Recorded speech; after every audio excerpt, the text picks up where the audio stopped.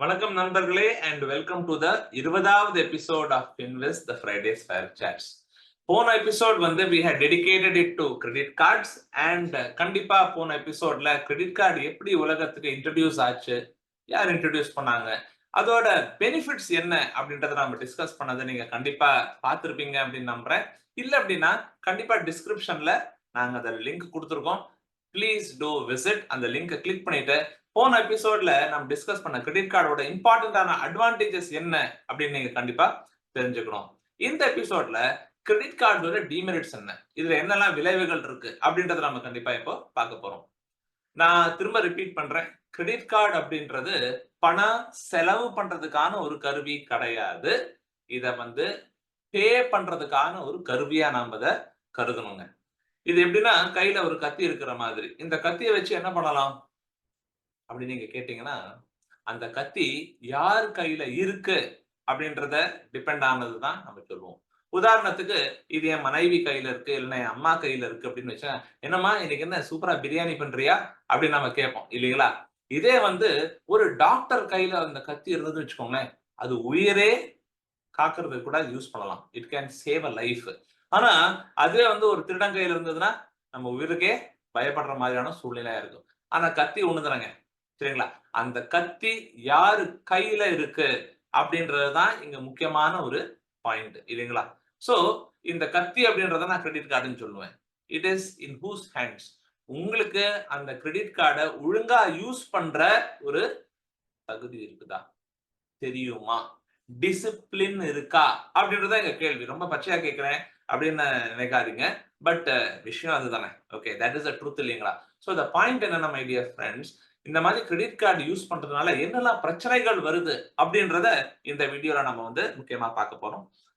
As we set, இந்த discipline இல்லாத உங்க கையில கிரெடிட் கார்டு மாட்டுச்சு அப்படின்னு வச்சுக்கோங்களேன், ஒரு டெம்டேஷன் டு ஸ்பெண்ட், இஷ்டத்துக்கு ஜாலியா செலவு பண்றான்டா, இப்போ இல்லைன்னா எப்படா வாழ்க்கையை நம்ம அனுபவிக்கிறது அப்படின்னு சொல்லி அவங்க செலவு பண்ண ஆரம்பிச்சிட்டாங்கன்னு வச்சுக்கோங்களேன், கண்ட்ரோலே இல்லாம போயிடுது அப்படின்னா it is definitely going to ruin their financial life. அவங்க ஃபினான்ஷியல் லைஃபே ரூயின் ஆகிற வாய்ப்பு கூட இருக்கு. முக்கியமான விஷயம், இங்க கிரெடிட் கார்டு இருக்கும்போது லிமிட் 1 லட்சம் ரூபாய் லிமிட் இருக்கு வச்சுக்கோங்க, 1 லட்சம் ரூபாய்க்கு ஜாலியா செலவு பண்ணலாமே அப்படின்னு தேவையில்லாத வேஸ்ட்ஃபுல்லான எக்ஸ்பெண்டிச்சருக்கு கூட போகிற வாய்ப்பு நிறைய இருக்கு. நான் ரொம்ப ரொம்ப ரொம்ப ரொம்ப ஒரு பிடிச்ச ஒரு சேயிங் இது, வாரன் பஃபேயோடது. என்ன அப்படின்னா, if you buy things that you don't need, தேவையில்லாத பொருட்களை இன்னைக்கு நீங்க வாங்குனீங்க அப்படின்னா, tomorrow you may have to sell things that you need the most. நாளைக்கு ரொம்ப முக்கியமான ஒரு விஷயங்களை நீங்க விற்க வேண்டிய ஒரு சூழ்நிலை வந்துரும். ஓகேங்களா? ரொம்ப ரொம்ப அற்புதமான ஒரு ஸ்டேட்மெண்ட் ஆஃப் வாரன் பஃபே. நீங்க இதை கிரெடிட் கார்டு யூஸ் பண்ணும்போது கேர்ஃபுல்லா இருந்தீங்க அப்படின்னா, தேவையில்லாத செலவுகளுக்கு யூஸ் பண்ணாம நீங்க பாத்துக்கணும். இந்த மாதிரி கிரெடிட் கார்டு இருந்தா that is one major disadvantage for people. Discipline இல்லாதவங்களுக்கு இது ஒரு மேஜரான ஒரு விஷயமா இருக்கும். அடுத்தது நம்ம கிரெடிட் கார்டுல ஸ்வைப் பண்ணிடுறோம். கிரேஸ் பீரியட் இருக்கே அப்படின்னு சொல்லி நம்ம ஸ்வைப் பண்ணிடலாம். நிறைய பேர் என்ன பண்ணுவாங்க அப்படின்னு பாத்தீங்கன்னா, சரி அடுத்த மாசம் சம்பளம் எப்படி வந்துரும், இல்ல அடுத்த மாசம் எனக்கு இந்த கமிஷன் வந்துரும், இதை வச்சு நாம அதை கிரெடிட் கார்டை கட்டிக்கலாம் அப்படின்னு சொல்லிட்டு இன்னைக்கே செலவு பண்ணிடுவான். லிவிங் ஆன் borrowed மணி. ஓகேங்களா?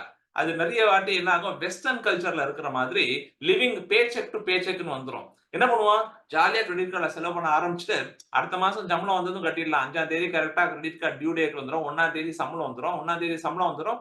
5ஆம் தேதி கிரெடிட் கார்டு டியூ கட்டுறதுக்கு சரியா இருக்கும் அப்படின்னு. ஆனா என்ன ஆயிடும், 5ஆம் தேதியே இந்த சம்பளம் எல்லாம் கிரெடிட் கார்டு கட்டிட்டோம்னா காலி ஆயிடுச்சு. அக்கௌண்ட்ல பைசா லேது. அதுக்கப்புறம் என்ன பண்ண போறோம் அப்படின்னு இருக்கும்போது நிறைய பேருக்கு அந்த மாதிரியான பண சிக்கல்ல மாட்டிக்கிற வாய்ப்பு நிறைய இருக்கு. The culture of living pay check to pay cheque அப்படின்னு வந்துச்சுன்னா ரொம்ப கஷ்டம். இந்த மாதிரியான ஒரு பழக்கத்திலிருந்து, இந்த ஹேபிட்ல இருந்து வெளியே வருது. It can become an addiction also to people. So அதனால நம்ம அதை கேர்ஃபுல்லா இருக்கணும். ரெண்டாவது, ஆன் டைம் நம்ம கரெக்டா கட்டணும். Suppose on time, let us say 5ஆம் தேதி due date, credit card due date, நான் 5ஆம் தேதி கட்டல அப்படின்னா என்ன ஆகும், லேட் பேமெண்ட் ஃபீஸ் அப்படின்னு போடுவாங்க. ஃபர்ஸ்ட் ஓகே, லேட்டா கட்டினீங்கன்னா. ரெண்டாவது, அதுக்கும் மேல பினான்ஸ் சார்ஜஸ் அப்படின்னு போடுவாங்க. பினான்ஸ் சார்ஜஸ் அப்படிங்கும் போது நீங்க கட்டாம விட்டுட்டா, நீங்க என்னைக்கு கார்டை ஸ்வைப் பண்ணீங்களோ, லெட் அஸ் சே நான் போன மாசம் ஒரு 15ஆம் தேதி ஸ்வைப் பண்ணேங்க, 5ஆம் தேதி டியூ டேட்ல நான் கரெக்டா கட்டல, அப்போ 15ஆம் தேதியில இருந்தே அதுக்கு வட்டி கணக்கு போட ஆரம்பிச்சுடுவாங்க. சும்மா கிடையாதுங்க, கூட்டு வட்டி கணக்கு, காம்பவுண்டிங் இன்ட்ரெஸ்ட், இந்த கந்த வட்டி, மீட்டர் வட்டி எல்லாம் சொல்லுவாங்க பாத்தீங்கன்னா, அந்த மாதிரி கணக்கு வரும்.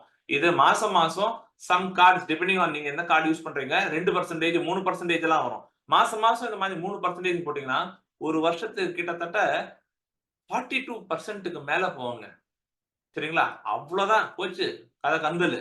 இந்த மாதிரியான ஃபினான்ஸ் சார்ஜஸ்லயே வந்து நீங்க வாங்குற பொருளோட அதிகமா சில பேர கட்டுறத நான் பார்த்திருக்கேன். சோ இத நீங்க தவிர்க்கணும். அது கேர்ஃபுல்லா இருக்கணும். சோ அதனால நீங்க கிரெடிட் கார்டு டியூ டேட்ட ஆன் டைம் கரெக்ட்டா கட்டுற மாதிரி நம்ம பார்க்கணும். So the major disadvantage for people discipline இல்லாதப்போ இந்த மாதிரி finance charge, late payment fee எல்லாம் கட்டிட்டு போயிடுவாங்க. சில பேர் என்ன பண்ணுவாங்கன்னா, சார் மினிமம் பேமெண்ட் டியூ 5% கட்டினா போதும்னு இருக்கே சார். அதாவது என்ன அர்த்தம்? உதாரணத்துக்கு நான் ரூ. 10,000 ஸ்வைப் பண்ணியிருக்கேன்னு வச்சுக்கோங்களேன். ரூ. 10,000 ஸ்வைப் பண்ணியிருந்தா அதுல 5% ரூ. 500 மினிமம் அமௌண்ட் கட்டினா போதும் அப்படின்னு தானே சார் பில்ல குடுத்துருக்கு. கரெக்ட். அவன் அப்படி 5% கட்டினா போதும்னு அவன் சொன்னாலும், நீங்க லெட்ஸ் சே ரூ. 500 கரெக்ட்டா டியூ டேட்க்கு கட்டிட்டீங்க. நான் டிலே எல்லாம் பண்ணல. 5ஆம் தேதி டியூ டேட்னா நான் 4ஆம் தேதியே கட்டிட்டேன் சார். எவ்வளவு கட்டினீங்க? ரூ. 500 தான் கட்டினீங்க 10,000 பில்லுக்கு. 5% மினிமம் ஆன் டியூ. ஆனா கட்டாத மீதி இருக்கிற ₹9,500 இருக்கு பாத்தீங்களா? அந்த ₹9,500க்கு தே வில் புட் ஃபினான்ஸ் சார்ஜஸ்ங்க. இன்ட்ரெஸ்ட் போடுவாங்க. நாளைக்கு நீங்க ரீபே பண்ணும்பொழுது என்ன ஆகும்? இன்ட்ரெஸ்ட் சார்ஜஸ ஃபர்ஸ்ட் ரிகவர் பண்ணி, அதுக்கப்புறமா தான் நீங்க வேற ஏதாவது எக்ஸ்ட்ரா கட்டுனீங்கன்னா, that will go towards the amount that you have used for swiping the card. 2வது விஷயம், இந்த மாதிரி நீங்க பண்ண ஆரம்பிச்சீங்க அப்படின்னா, உங்களுக்கு interest free credit period enjoy பண்ண முடியாது. மினிமம் அமௌண்ட் டியூ தான் கட்டியிருக்கீங்க. மினிமம் அமௌண்ட் டியூ கட்டிட்டீங்கன்னா, கார்டு ஒழுங்கா தான் இருக்கு அப்படின்னு நீங்க ஸ்வைப் பண்ண போனீங்கன்னா, அடுத்தது இன்னொரு ரூ. 5,000 ஸ்வைப் பண்ணீங்கன்னா, நீங்க ஸ்வைப் பண்ண நாள்ல இருந்தே உங்களுக்கு வட்டி கணக்கு போடுவாங்க. காம்பவுண்டிங் என்ன அப்படின்னு தெரியல அப்படின்னா, நீங்க இந்த மாதிரி கிரெடிட் கார்ட மிஸ்யூஸ் பண்ணி, கிரெடிட் கார்டு ஸ்டேட்மெண்ட்ட பார்த்தீங்கன்னா, ஸ்கூல்ல கத்துக்காத காம்பவுண்ட் இன்ட்ரெஸ்ட் ஃபார்முலா எல்லாம் கிரெடிட் கார்டு ஸ்டேட்மெண்ட் நம்மளுக்கு கத்துக் குடுத்துரும். இந்த மாதிரியான இதெல்லாம் நம்ம வந்து கத்துக்க கூடாது இல்லைங்களா? So that is another major disadvantage for people who are indisciplined on usage of the கார்டுங்க. சில பேர் என்ன பண்ணுவாங்கன்னா, கிரெடிட் கார்டுல நான் ஸ்வைப் பண்ணிட்டு, இத நான் இஎம்ஐயா கன்வெர்ட் பண்ணிடுறேன் அப்படின்னு சில பேர் சொல்லுவாங்க. ஆனா இஎம்ஐயா கன்வெர்ட் பண்ணா ஃப்ரீயாலாம் வராது. இந்த மாதிரி 0% இஎம்ஐ எல்லாம் சொல்ல மாட்டாங்க. அந்த ப்ராசஸிங் ஃபீஸ் எல்லாம் கூட போடுவாங்க. மினிமலா இன்ட்ரெஸ்ட் இருந்தா கூட நம்ம அந்த இஎம்ஐ பழக்கத்துக்கு உண்டாகும். ஈஸியா வந்து கிரெடிட் கார்டுல மொபைல் வாங்கலாம்டா, அது வாங்கலாம்டா, இது வாங்கலாம்னு சொல்லிட்டு அப்படியே ஜாலியா இஎம்ஐயா கன்வெர்ட் பண்ணலாம். ஒரு ஃபோன் வேற வந்துரும் கரெக்ட்டா பேங்க்ல இருந்து. Sir press 5 to convert it into EMI. அது வேற சொல்லுவான். ஈஸி இஎம்ஐன்னுவான். யோவ் கட்டுறது கஷ்டப்பட்டு கட்டும்போது தானே தெரியும். அது ஈஸியா கஷ்டமா அப்படின்றது. சோ the பாயிண்ட் என்னன்னா, இந்த மாதிரி இஎம்ஐ ஈஸியா கன்வெர்ட் பண்றது அந்த மாதிரியான பழக்கத்துக்கு வந்துட்டோம்னா ரொம்ப கஷ்டம் அங்கேருந்து வெளியில வர்றதுக்கு. இந்த மாதிரி எல்லாம் ஆச்சுன்னா என்ன ஆகும் சார் அப்படின்னா, கடன் வலைக்குள்ள நம்ம சிக்கிருவோங்க. இந்த எலி மாதிரி, பெருச்சாளி மாதிரி எவ்வளவு பெரிசா நாம இருந்தா கூட, அந்த வலைக்குள்ள மாட்டிக்கிட்டோம் அப்படின்னா, வெளியில வர்றது ரொம்ப கஷ்டம். சோ அந்த மாதிரி டெட் ட்ராப்க்குள்ள மாட்டுறது சகஜமா இருக்கும் for people who do not have the discipline on usage of the card. இன்னொன்னு என்ன ஆகும் இந்த மாதிரி வலைக்குள்ள மாட்டிக்கிட்டோம் அப்படின்னா, கடன் வலைக்குள்ள மாட்டிக்கிட்டோம் அப்படின்னா, சிபில் வந்து பயங்கரமா அடி வாங்கும். சிபில் அடி வாங்கிச்சுன்னா என்ன ஆகும்? நாளைக்கு ஏதாவது கடன் வேணும்னு நம்ம அப்ளை பண்ணா கூட நமக்கு கடன் குடுக்க மாட்டான். உனக்கு கடன் வாங்க தகுதி இல்ல அப்படின்டுவான். ஓகேங்களா? சோ அந்த மாதிரி சிபில் ஸ்கோர் அஃபெக்ட் ஆகுது. இப்பல்லாம் ஆஃப் லேட்டா சில பேர்லாம் சொல்ல வராங்க, இன்சூரன்ஸ் பாலிசி இஷ்யூ பண்ணும்போதெல்லாம் கூட சிபில் ஸ்கோர் கேட்கறாங்க சார் அப்படின்றாங்க. சோ இதெல்லாமே சில சில சில சிக்கல்கள்லாம் இருக்கு. டிஸ்அட்வான்டேஜஸ் இருக்கு. So my dear friends, I am very sure நீங்க வந்து கிரெடிட் கார்டு யூஸ் பண்றதா இருந்தா வாழ்க்கையில முக்கியமா பினான்சியல் டிசிப்ளின் இருக்கணும்.